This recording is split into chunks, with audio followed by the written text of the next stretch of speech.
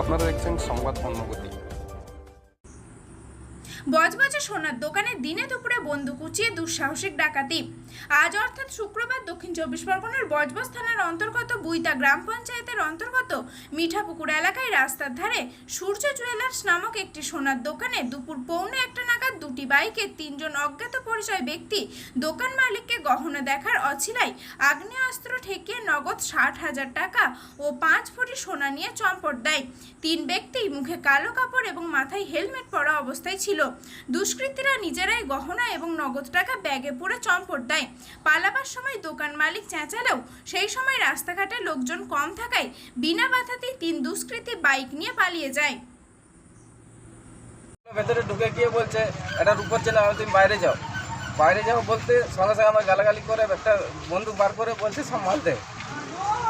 সব মালপত্র ওরা হাটকে উঠকে নিয়ে চলে গেল, নিয়ে বলছে চেল্লামেল্লি করলে গুলি করে দাও।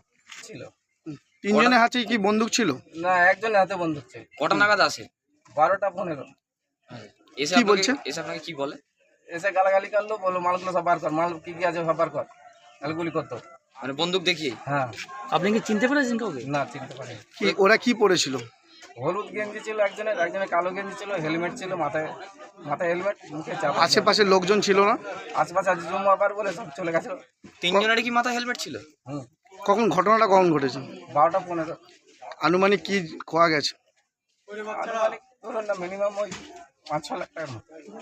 মানে জিনিসপত্র জিনিস পরিমাণ? সোনা কিছু গেছে, আর রূপো মিলে সব মিলে 5-6 লাখ টাকা। ওরা কি কিছু ভেঙেছে না আপনি স্বেচ্ছা খুলে দিয়েছেন? না, ওরা নিজে থেকে সব খুলে নিয়ে চলে গেছে। মানে আপনাকে আগ্নেয়াস্ত্র দেখানোর কিছু পর দিইনি, আমার হাত মানে আমাকে চেপে ধরে রেখে সব নিয়ে চলে গেছে।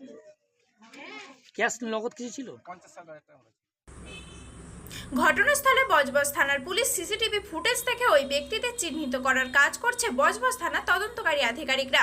এই মর্মে বজবজ থানায় দোকানের মালিক অরুণ জানা একটি লিখিত অভিযোগ দায়ের করেছেন।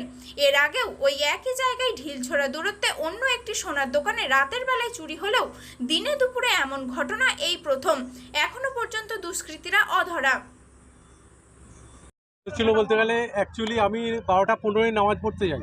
তা অরুণদা আমার পাশের দোকানদার, উনি গাড়ি ঠিক করছিল, আমি সাড়া দিয়ে গেলাম, বললো ঠিক আছে যাও নামাজ পড়তে যাও, ঠিক আছে যেটা হয় আর কি চলাচল। তো ঘটনা হচ্ছে আমি নামাজ পড়ে না বেরোতে শুনলাম, বললো আমাকে অরুণদার দোকান মানে ডাকাতি হয়ে গেছে। আমি তখন অবাক, আমি ছুটে এসে দেখি অরুণদা নেই, থানায় গিয়ে অরুণদার সোনার দোকান, আমার পাশে একটা স্ক্রাপ দোকান। তাই এসে বাচ্চাদের এসে শুনলাম যে 5 জন মিলে এসেছিলো 2টো বাইক নিয়ে, যে একটা বন্দুক ঠেকিয়ে ওনাকে বলেছে যে চেঁচালে গালিগালাজ করেছে, চেঁচালে আপনাকে শ্যুট করে দেবো। অতএব উনি আর চেঁচাই নে। আর আমার পাশের দোকানদার, পাশে যে বাচ্চারাও ছিল আমার লেবার, তারাও অতটা মানে আসেনি এখানে ভয়তে আসেনি, তা ওদের মুখ দিয়ে আমি শুনলাম।